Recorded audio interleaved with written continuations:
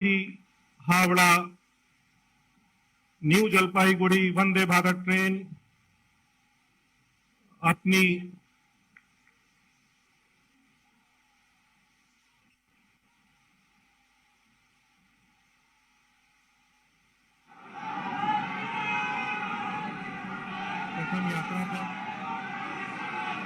प्रथम यात्रा पर और यहां पर उपस्थित सभी विशिष्ट अतिथि भी हरी झंडी दिखाकर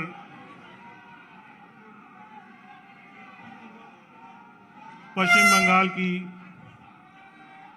पहली वंदे भारत ट्रेन को उसकी पहली यात्रा पर रवाना करते हुए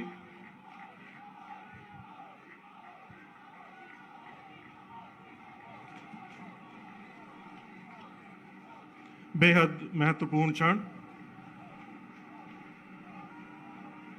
यात्रीगण अतिथियों का अभिवादन करते हुए पश्चिम बंगाल के लिए एक गौरवशाली क्षण। आधुनिक भारत की उपलब्धियों में एक और कड़ी, स्वनिर्मित सातवीं वंदे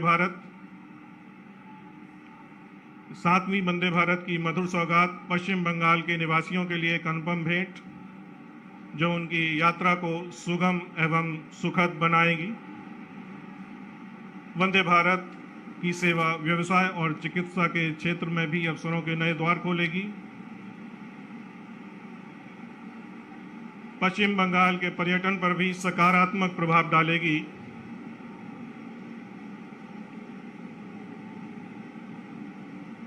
यात्रीगण अतिथियों का अभिवादन करते हुए और मंच पर उपस्थित अतिथिगण भी उनका अभिवादन स्वीकार करते हुए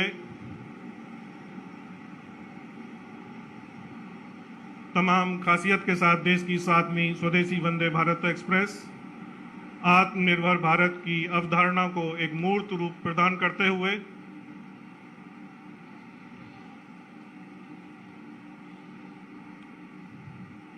गति, सेवा, सुरक्षा का पर्याय वंदे भारत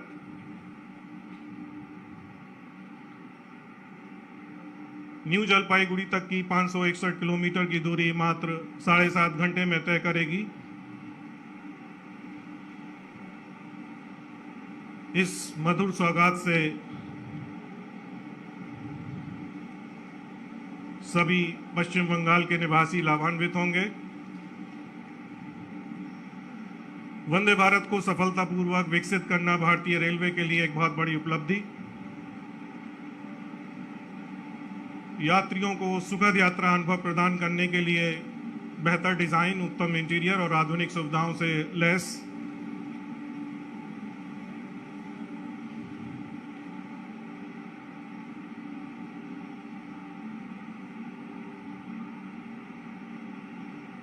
धीरे धीरे गति पकड़ते हुए, विश्वास दिलाते हुए भारतीय रेलवे और पश्चिम बंगाल के विकास को गति और नई दिशा मिलेगी।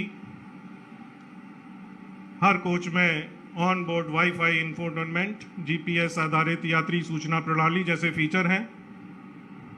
साथ साथ रोगाणु मुक्त वातानुकूलित हवा की आपूर्ति के लिए भी इंटेलिजेंट एयर कंडीशनिंग सिस्टम का प्रावधान किया गया।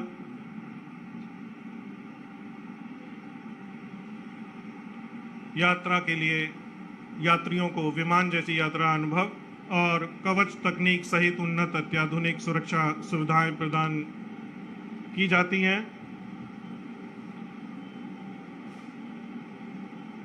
यात्रियों के मुख पे मुस्कुराहटें और उत्साह साफ झलकता हुआ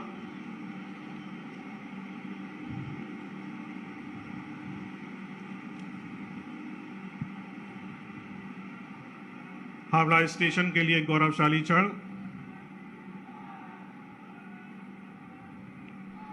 अतीत और वर्तमान मिलते हुए जहां भविष्य को एक नई दिशा मिलेगी।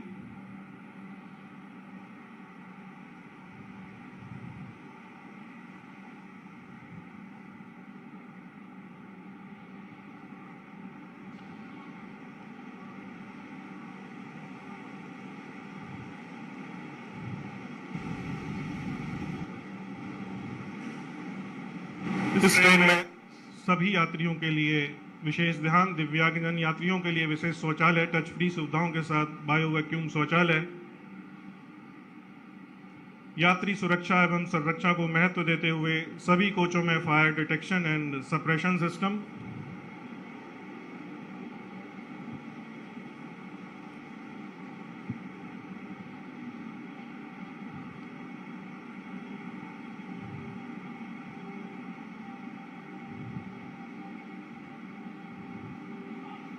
रेल यात्रियों की सुख सुविधाओं में विस्तार, विकास में सतत योगदान, इसके लिए प्रतिबद्ध भारतीय रेलवे, जिसका एक प्रतिरूप आपके सम्मुख प्रस्तुत, वंदे भारत गति पकड़ते हुए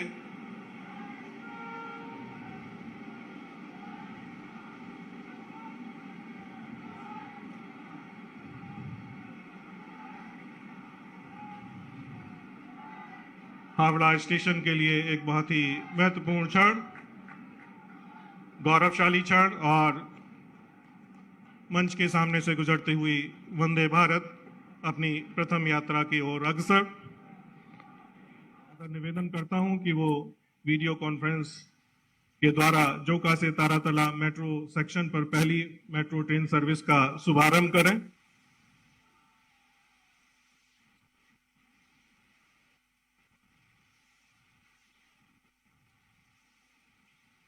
और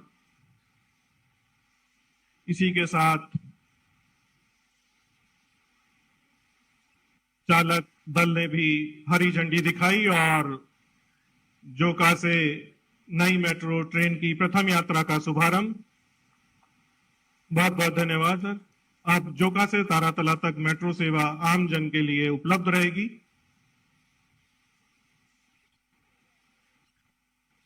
इस प्रदूषण मुक्त, सुविधाजनक और आरामदायक यात्रा की मधुर सौगात से कोलकाता के सभी निवासी काफी लाभान्वित होंगे।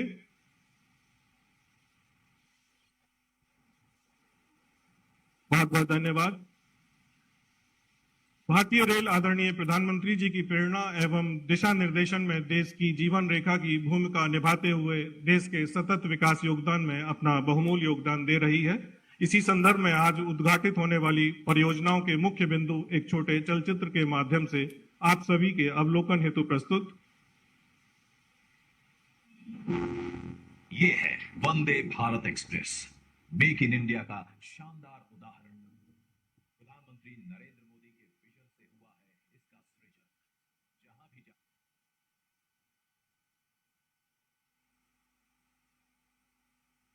प्रधानमंत्री नरेंद्र मोदी के विजन से हुआ है इसका सृजन। जहां भी जाती है साथ में लाती है सौगातें और समृद्धि की बहार।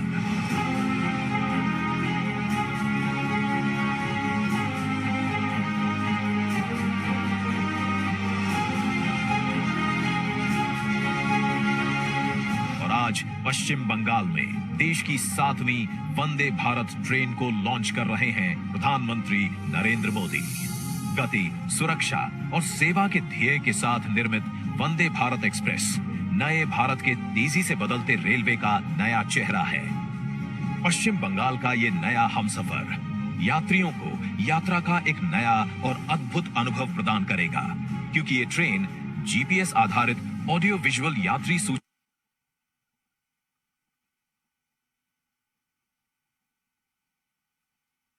लगभग 11 घंटे के सफर को महज 7.5 घंटे में ही पूरा करेगी। गैंगटॉक, दार्जिलिंग जाने वाले पर्यटकों की संख्या बढ़ाएगी, क्षेत्र में व्यवसाय और अर्थव्यवस्था को मजबूती देगी। वंदे भारत के साथ पश्चिम बंगाल को कई बड़ी रेल परियोजनाओं की सौगात मिल रही है, जिन्हें रिकॉर्ड समय में पूरा किया गया है। भारतीय रेलवे में भी जितनी अधीरता नए प्रोजेक्ट्स की प्लानिंग की है, उतनी ही गंभीरता उनको समय पर पूरा करने की भी है। भारत के शहरी परिवहन को सरल, सुलभ और पर्यावरण के प्रति कम दुष्प्रभावी बनाने के लिए सरकार तेजी से शहरों में मेट्रो सुविधा का प्रसार कर रही है। कोलकाता वासियों की सुविधा के लिए हो रहा है इसी प्रयास का विस्तार।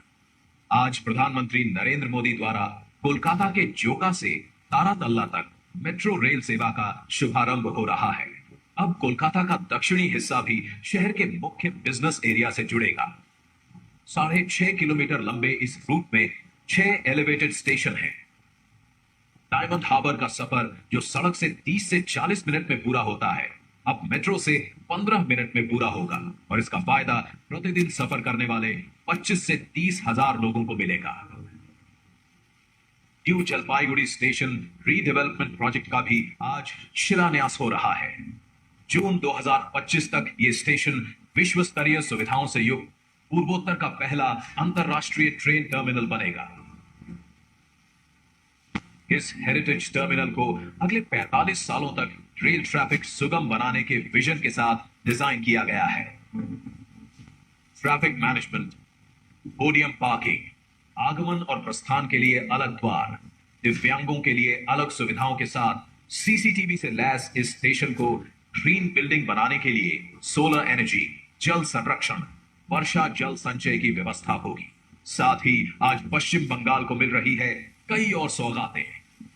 25.83 किलोमीटर लंबी पैंची शक्तिगढ़ थर्ड लाइन, जिससे हावड़ा और वर्धमान के मध्य बढ़ेगी यात्रियों की संख्या, मिलेगा छोटे व्यापारियों और क्षेत्रीय लोगों को लाभ। 25.41 किलोमीटर लंबी डानकुनी चंदनपुर फोर्थ लाइन, जो बढ़ाएगी यात्रियों की सुविधा, छोटे व्यापारियों और श्रमिक वर्ग को होगा लाभ। निम्तिता new Farakka double line track, जिससे हावड़ा और गुवाहाटी के बीच सफर में लगेगा कम समय। और अंबारी फालाकाता न्यू मैनागुड़ी गुवानीहाट डबलिंग प्रोजेक्ट, जिससे कूच बिहार और जलपाईगुड़ी क्षेत्र के विकास के खुलेंगे द्वार। यात्रा का समय घटेगा और क्षेत्रीय व्यापार बढ़ेगा। प्रधानमंत्री नरेंद्र मोदी के नेतृत्व में आजादी के बाद पहली बार भारतीय रेल की क्षमता को इतने बड़े स्तर पर इस्तेमाल किया जा रहा है। अब भारतीय रेल देश के साथ साथ संस्कृति, पर्यटन, तीर्थाटन को भी एक सूत्र में पिरो रही है। देश की प्रगति को मिलती रहे एक नई गति, इसके लिए निरंतर प्रयासरत है भारतीय रेल।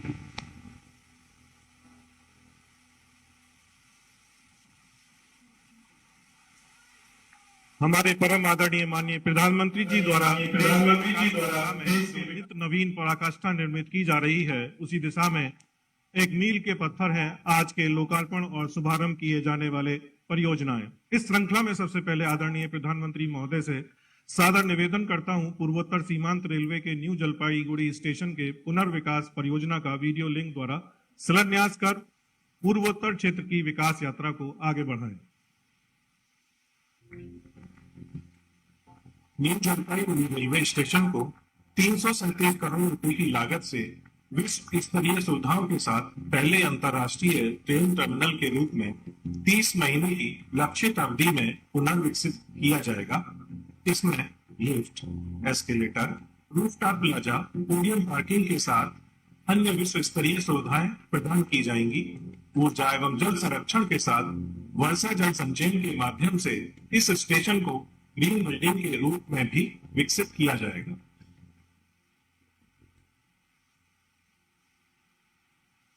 आदरणीय प्रधानमंत्री जी से रिमोट द्वारा जोका तारातला मेट्रो खंड का लोकार्पण करने का सादर अनुरोध।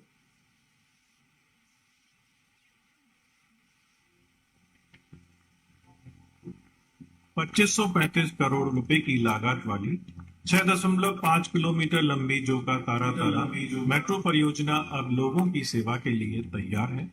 यह बहुत गर्व का विषय है कि कोलकाता में मेट्रो नेटवर्क की स्थापना के बाद से किसी एक वर्ष में मेट्रो रेलवे नेटवर्क में सबसे अधिकतम विस्तार 14.23 किलोमीटर का विस्तार वर्तमान वर्ष में हासिल किया गया।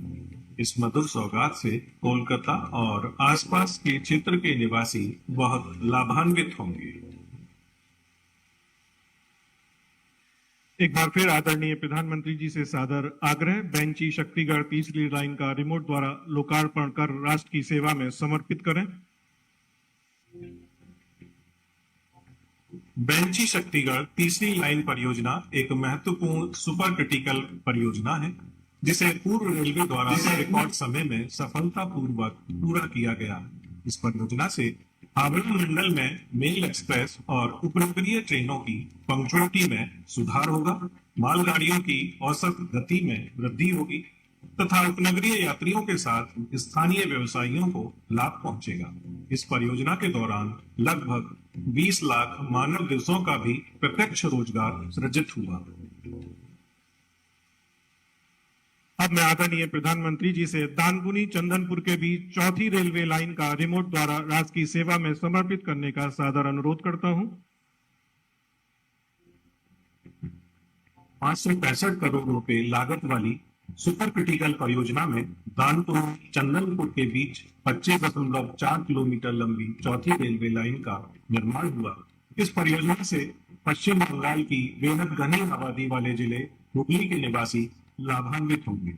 स्वचालित सिग्नलिंग से सुसज्जित इस लाइन में 100 किलोमीटर प्रति घंटे की गति और 25 टन अक्सर लोड के साथ ट्रेनों का त्वरित आवागमन होगा, जिसके परिणाम स्वरूप बेहतर गतिशीलता और थ्रूपुट प्राप्त होगा तथा उपनगरीय ट्रेनों की गति में भी वृद्धि होगी।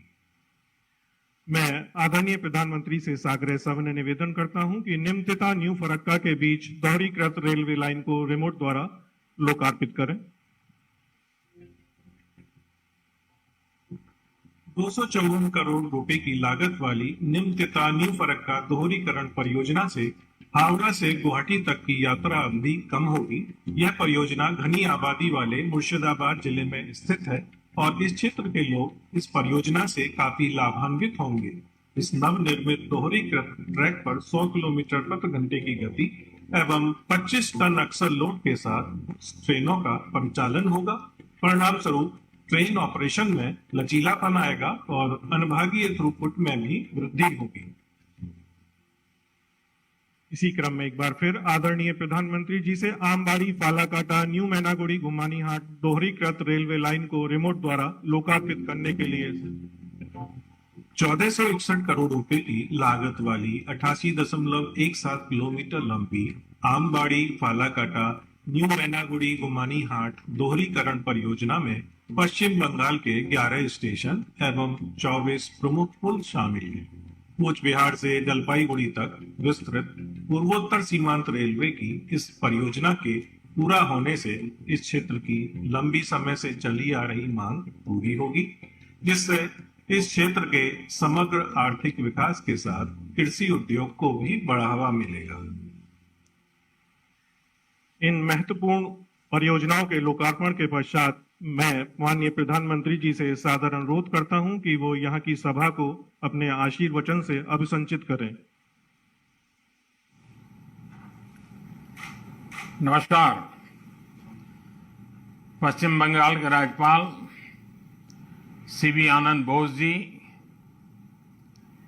मुख्यमंत्री आदरणीय ममता जी, केंद्रीय मंत्रिमंडल के मेरे सहयोगी अश्विनी वैष्णव जी, सुभाष सरकार जी, निशित प्रामाणिक जी, जॉन बारला जी, नेता विपक्ष शुभेंदु अधिकारी जी, सांसद प्रसून जी, मंच पर विराजमान अन्य साथी, देवी और सज्जनों,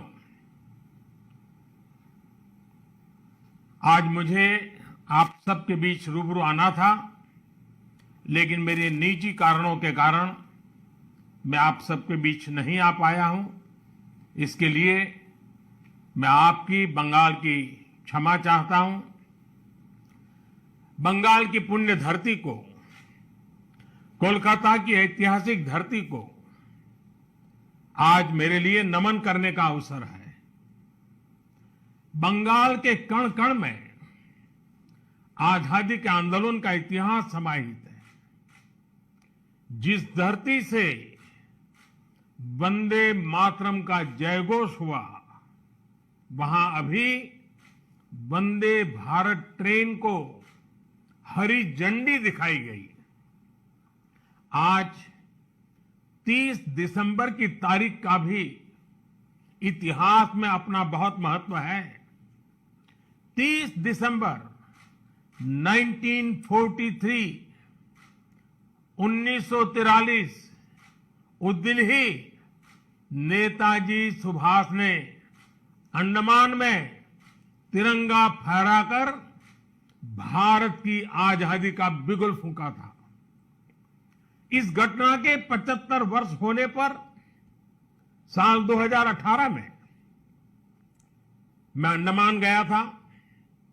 नेताजी के नाम पर एक द्वीप का नामकरण भी किया था और अब इस समय देश आजादी के 75 वर्ष का पर्व मना रहा है, अमृत महोत्सव मना रहा है। इसी अमृत महोत्सव में देश ने 475 वंदे भारत ट्रेन शुरू करने का संकल्प लिया था। आज इसी में से एक हावड़ा न्यू जलपाईगुड़ी वंदे भारत ट्रेन यहां कोलकाता से शुरू हुई है। आज ही रेलवे और मेट्रो की कनेक्टिविटी से जुड़े अन्य प्रोजेक्ट्स का भी लोकार्पण और शिलान्यास हुआ है। करीब 5,000 करोड़ रुपए की लागत से जोका बीबीडी बाग मेट्रो प्रोजेक्ट पर काम हो रहा है। इसमें से जोका तरालता मेट्रो रूट बनकर तैयार हो गया है। इससे शहर के लोगों की ईज ऑफ लिविंग और बढ़ेगी। साथियों, कुछ देर बाद ही मुझे गंगा जी की स्वच्छता और पीने के पानी से जुड़ी अनेक परियोजनाएं पश्चिम बंगाल को सौंपने का अवसर मिलेगा। नमामि गंगे मिशन के तहत पश्चिम बंगाल में सीवरेज के 25 से ज्यादा प्रोजेक्ट्स को मंजूरी दी गई है। इनमें से 11 प्रोजेक्ट पहले ही पूरे हो चुके हैं और 7 प्रोजेक्ट आज पूरे हो रहे हैं। आज 1,500 करोड़ की लागत से 5 नई परियोजनाओं पर काम भी शुरू हो रहा है। इसमें जो प्रमुख है वो है आदि गंगा नदी का पुनरुद्धार। मुझे बताया गया है कि अभी आदि गंगा नदी की स्थिति दुर्भाग्य से बहुत खराब है। इसमें जो कूड़ा कचरा गिरता है, सीवर का गंदा पानी गिरता है, उसकी सफाई के लिए 600 करोड़ रुपए से अधिक का आधुनिक इंफ्रास्ट्रक्चर तैयार किया जा रहा है। हम लोग अक्सर व्यक्ति के जीवन में प्रिवेंटिव हेल्थ केयर की बात तो करते रहते हैं और हम कहते हैं कि दिनचर्या वो होनी चाहिए कि बीमारी की नौबत ही ना आए।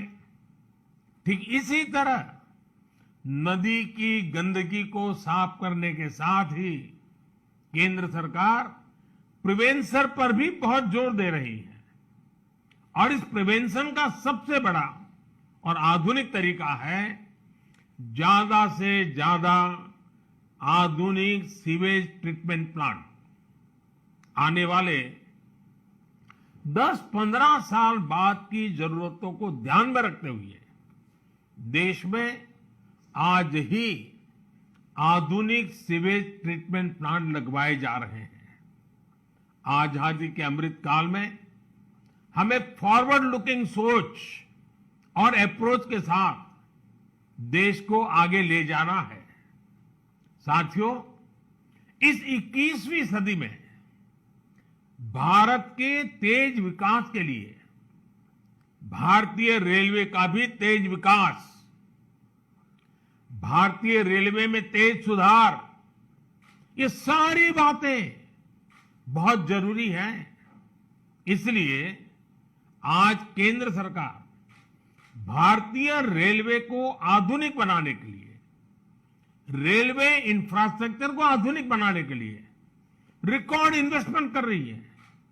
आज भारत में भारतीय रेलवे के कायाकल्प का राष्ट्रव्यापी अभियान चल रहा है। आज वंदे भारत, तेजस, हमसफर जैसी आधुनिक ट्रेनें देश में बन रही हैं। आज विस्टाडोम कोचेज रेल यात्रियों को नए अनुभव करा रहे हैं। आज सुरक्षित आधुनिक कोचेज की संख्या में रिकॉर्ड वृद्धि हो रही है। आज रेलवे स्टेशन को भी एयरपोर्ट की तरह विकसित किया जा रहा है। न्यू जलपाईगुड़ी स्टेशन भी इसी लिस्ट में शामिल है। आज रेलवे लाइनों का दोहरीकरण, रेलवे लाइनों का बिजलीकरण जिस रफ्तार से हो रहा है वो पहले कभी नहीं हुआ। देश में जो ईस्टर्न और वेस्टर्न डेडिकेटेड फ्रेट कॉरिडोर बन रहे हैं वो लॉजिस्टिक्स सेक्टर में क्रांतिकारी बदलाव लाने वाले हैं।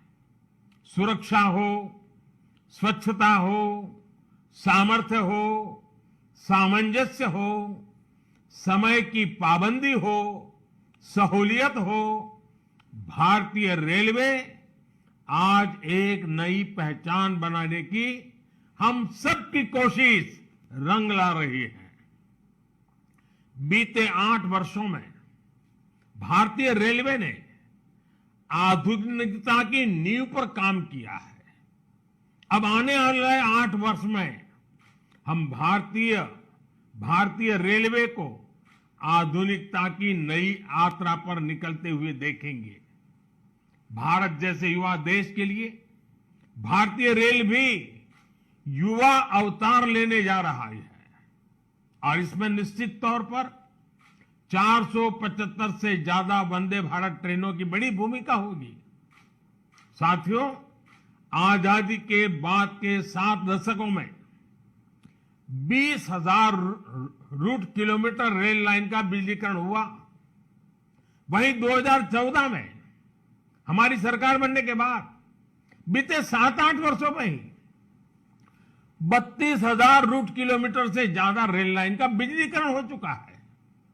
ये है देश के काम करने की रफ्तार, रेलवे के आधुनिकीकरण की रफ्तार। और इस रफ्तार को तेज करने के लिए अब भारत में दुनिया के सबसे शक्तिशाली बिजली के रेल इंजनों का भी तेजी से निर्माण हो रहा है। साथियों, आज के भारत की स्पीड और स्केल का एक और प्रमाण हमारा मेट्रो रेल सिस्टम है। कोलकाता के लोग जानते हैं कि दशकों से मेट्रो रेल पब्लिक ट्रांसपोर्ट का कितना बेहतरीन माध्यम रही है। 2014 से पहले तक देश में कुल मेट्रो नेटवर्क 250 किलोमीटर से भी कम था और इसमें भी सबसे बड़ी हिस्सेदारी दिल्ली एनसीआर की ही थी। केंद्र सरकार ने इस स्थिति को भी बदलता हुआ है, उसको बदलने का पूरा प्रयास किया है और बहुत तेजी से बदला है। बीते 8 वर्षों में हमने मेट्रो का 2 दर्जन से अधिक शहरों तक विस्तार किया है। आज देश के अलग अलग शहरों में लगभग 800 किलोमीटर ट्रैक पर मेट्रो चल रही है। 1000 किलोमीटर के नए मेट्रो रूट पर तेजी से काम चल रहा है। जोका बीबीडी मार्ग मेट्रो परियोजना इसी संकल्प का हिस्सा है। साथियों, पिछली सदी के भारत की 2 और बड़ी चुनौतियां रही हैं जिन्होंने देश के विकास पर बहुत नकारात्मक असर डाला है। एक चुनौती रही इंफ्रास्ट्रक्चर के कार्यों में विभिन्न एजेंसियों में तालमेल की कमी और दूसरी चुनौती रही ट्रांसपोर्ट के विभिन्न साधनों में भी आपसी तालमेल का जीरो होना। इसका नतीजा ये हुआ कि सरकार के एक विभाग को पता ही नहीं होता था कि दूसरा विभाग कहां नया काम शुरू करने वाला है।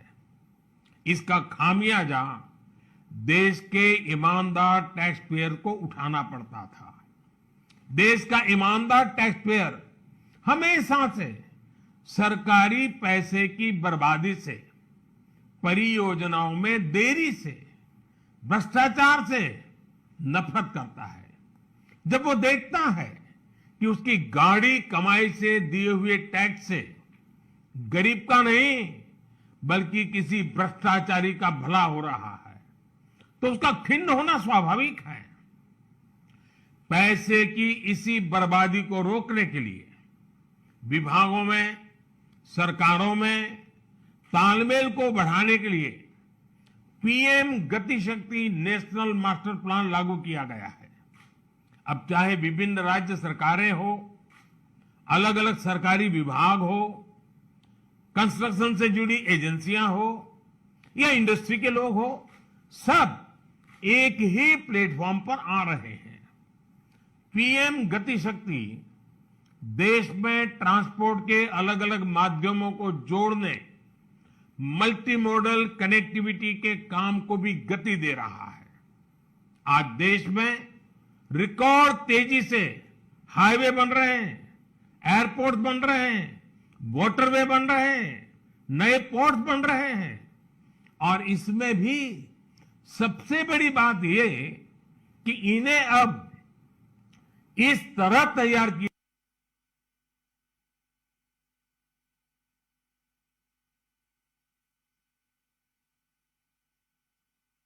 हाईवे बेहतर तरीके से रेलवे स्टेशनों से कनेक्ट हो, रेलवे स्टेशन एयरपोर्ट से कनेक्टिविटी हो, लोगों को ट्रांसपोर्टेशन के दौरान सीमलेस कनेक्टिविटी भी मिले। साथियों, 21वीं सदी में तेजी से आगे बढ़ने के लिए हमें देश के सामर्थ्य का सही इस्तेमाल करना होगा। मैं देश के लोगों को वाटरवेज का उदाहरण भी देना चाहता हूं। एक समय था जब भारत में व्यापार, कारोबार और टूरिज्म के लिए वाटरवेज का बड़े पैमाने पर इस्तेमाल होता था। इसलिए कितने ही शहर नदियों के किनारे बसे, नदियों के किनारे इतना औद्योगिक विकास हुआ।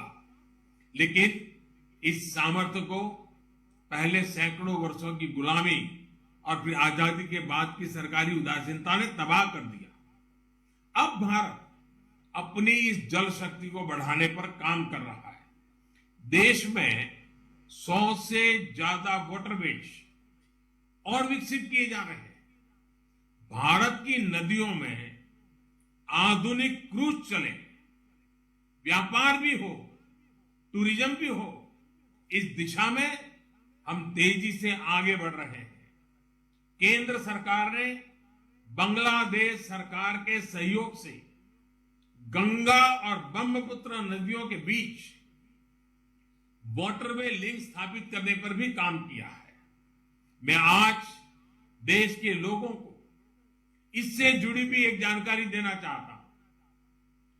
13 जनवरी 2023 को काशी से, वाराणसी से एक क्रूज जा रहा है जो 3200 किलोमीटर लंबे वाटरवे से होते हुए, बांग्लादेश से होते हुए डिब्रूगढ़ तक पहुंचेगा। ये पूरे विश्व में अपनी तरह का अभूतपूर्व क्रूज होगा।